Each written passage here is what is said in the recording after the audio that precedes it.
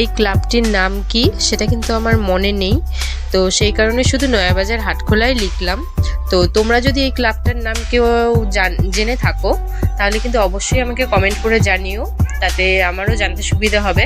আর আমার প্রত্যেকটা প্যান্ডেলের ভিডিওগুলো তোমাদের সাথে অলরেডি শেয়ার করা মোটামুটি হয়ে গেছে, তো সেগুলো কিন্তু অবশ্যই ভিজিট করে দেখে নিও, আমার চ্যানেলে ভিজিট করে কিন্তু অবশ্যই দেখে নিও। আর চ্যানেলটাকে অবশ্যই সাবস্ক্রাইব করে দিও, আর তোমাদের বন্ধু বান্ধবের সবার সাথে শেয়ার করে দিও, তারাও যেন আমাদের এই গঙ্গারামপুরের কালী পুজোটাকে খুব ভালোভাবে উপভোগ করতে পারে।